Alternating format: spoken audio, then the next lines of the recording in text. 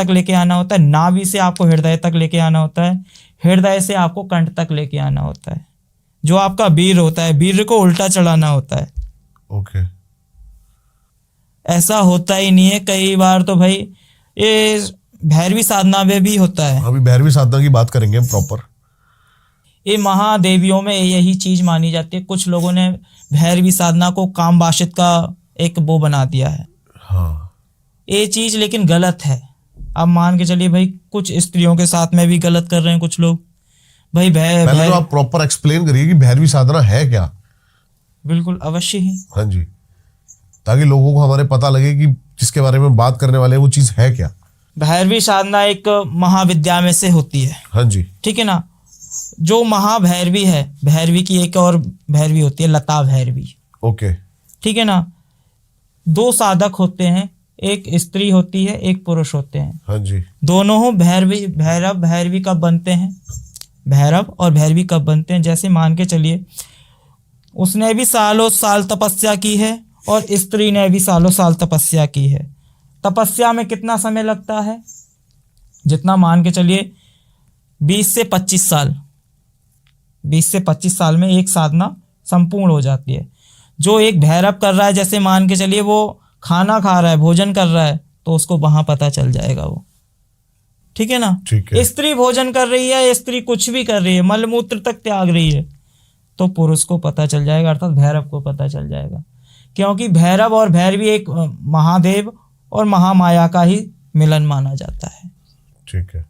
इसे जैसे कि मान के चले, होता ये है कि एक शव होता है, डेड बॉडी होती है, जो चेटका लगाई जाती है। जैसे कि चेटका लगाने के बाद शव को लिटाया जाता है।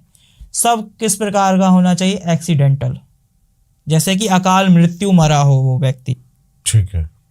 जैसे कि कोई खा के मर गया, ठीक है ना।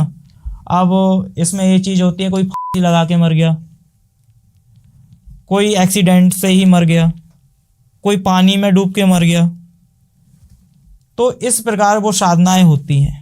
और जिस प्रकार होती है, तो शवारूढ़ा मंत्र का जाप करके, शव आसन पूजित करके, उसका पूजन करने के बाद पहले पुरुष सब पर चढ़ता है। चढ़ने के बाद जो महाभैरवी रहती है, तो निर्वस्त्र होकर लिंग आधार पर विराजमान होती है।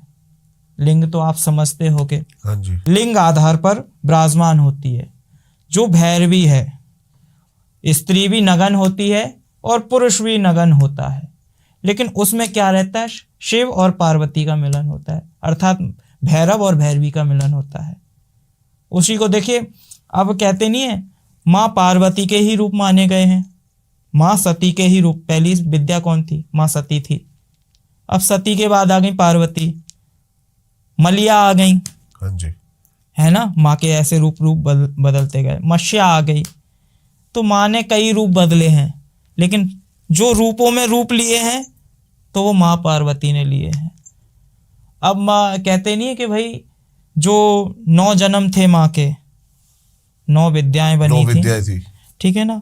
जिसको अपन पूजित भी करते हैं, अर्थात जैसे कि मान के चलिए 9 देवियां आती हैं, गुप्त नवरात्रियां आती हैं, उसमें दशम महाविद्या की होती है। जो शारदीय नवरात्रि होती हैं तो उनमें अपन नव विद्या की करते हैं, है ना। चैत नवरात्रियां भी आती हैं तो उनमें दोनों की होती है। हाँ जी, हाँ जी, हाँ जी। एक रूप उसका पूजा जाता है, एक रूप उसका पूजा जाता है। ठीक है। तो इसी प्रकार ये साधनाएं होती हैं। जो माँ ने रूप धारण करने के लिए क्या किया था, जो अघोर शिव थे, हाँ जी, तो माँ के हाथ में उनने अपनी एक जटा खींच के गुरु दक्षा के रूप में बांधी थी।